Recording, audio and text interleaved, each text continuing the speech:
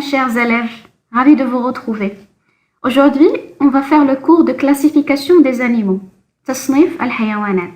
C'est un cours dédié aux élèves de la première année de cycle collégial. On sait très bien que les humains ne sont pas les seules créatures qui peuplent la Terre. Il existe bien évidemment d'autres êtres vivants, comme les végétaux, les animaux et les micro-organismes, qui sont tous dotés de vie. Ils sont capables de se nourrir, de respirer, de se reproduire et de grandir. C'est pour cela qu'on dit qu'ils sont des êtres vivants. Et c'est ça ce qui crée la biodiversité, la biologie. Regardez ces images. On a le kangourou, éléphant, perroquet, serpent, lion, poisson, araignée et méduse. Il s'agit de quels êtres vivants? Ben oui, ce sont les animaux. C'est quoi un animal d'abord? Les animaux, ils sont pluricellulaires. Ça veut dire qu'ils sont constitués de plusieurs cellules. Les animaux ne peuvent pas fabriquer leur propre nourriture. Ils sont consommateurs. Les animaux digèrent les aliments. Ils ont un système digestif qui leur permet de digérer les aliments.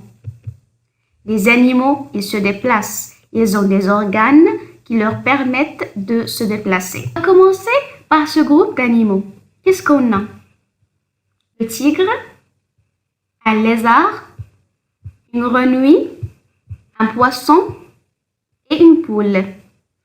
Je vous demande, c'est quoi le point commun entre tous ces êtres vivants? الشيء المشترك بين جميع هذه الكائنات الحية. Regardez.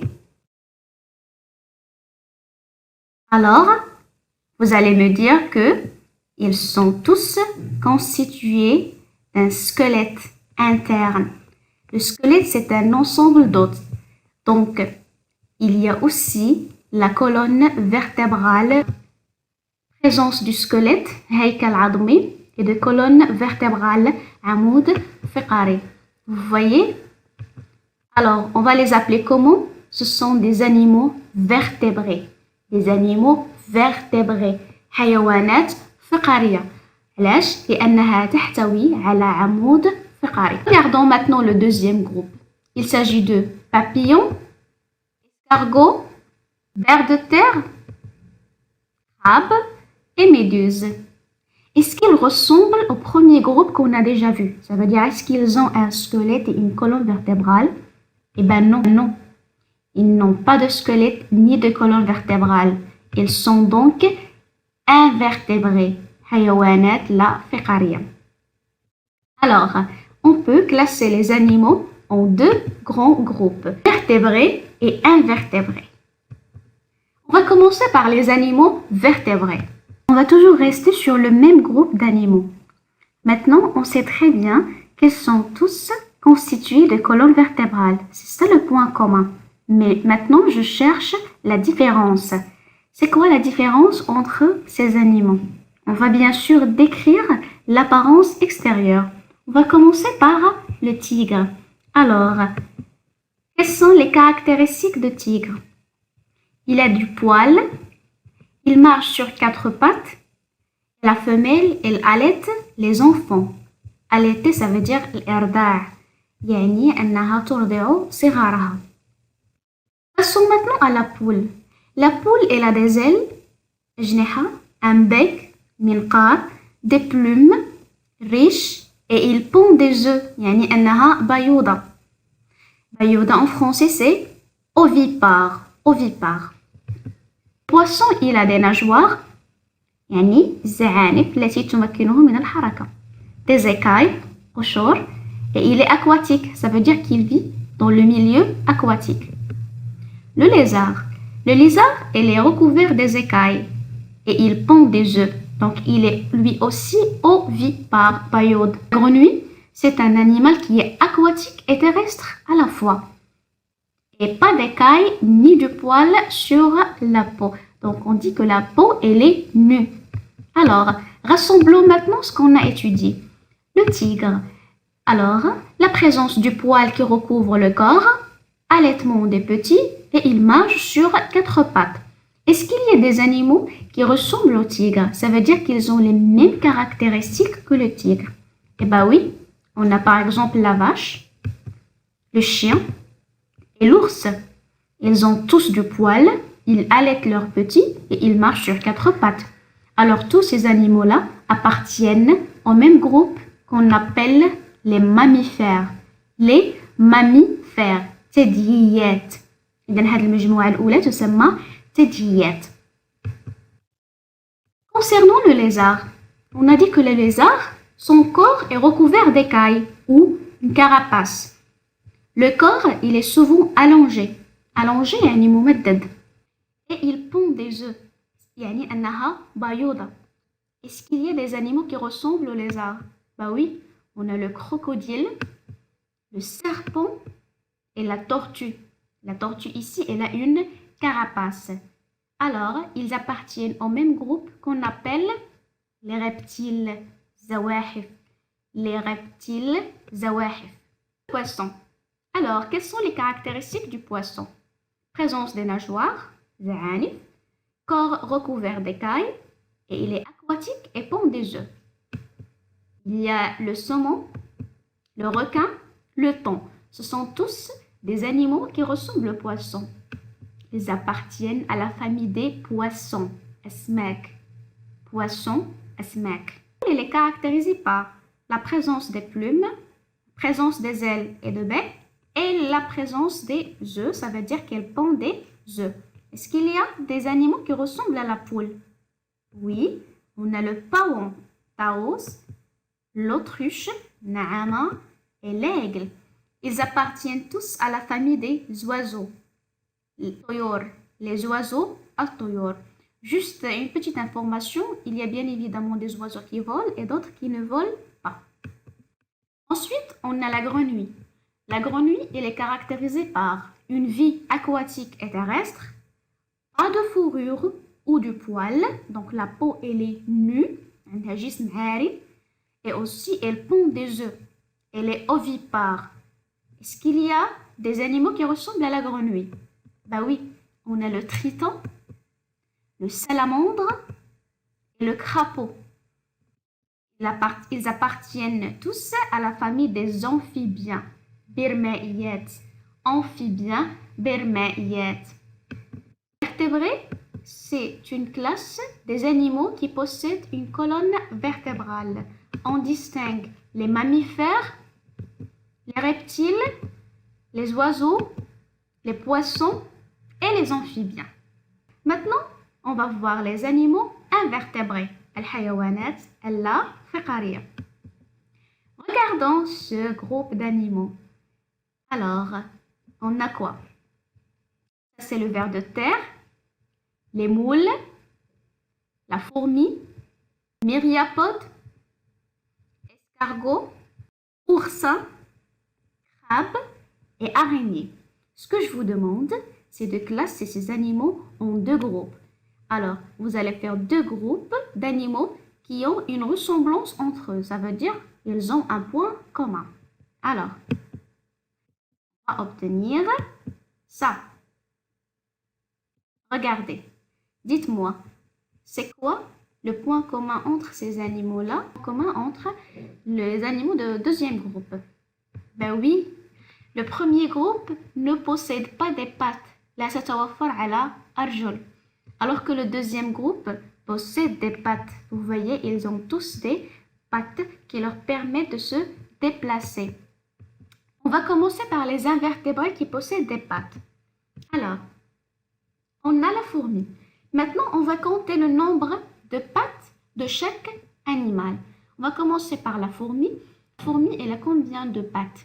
Alors, elle a 3 paires de pattes. ثلاثة أزواج من الأرجل. Donc, elle a combien de pattes? Elle a 6 pattes. L'araignée, elle a combien? Elle a 4 paires de pattes. Donc, elle a 8 pattes. Le crabe peut avoir plus de 4 paires de pattes. Et à la fin, on a le myriapode qui possède beaucoup de pattes. Pour la fourmi, elle appartient à la famille des insectes, al-hasharat. L'araignée appartient à la famille des arachnides, al-anakib. Le crabe appartient à la famille des crustacés, al-qishriyat. Bien sûr, on a la famille des myriapodes, adidat al-arjul.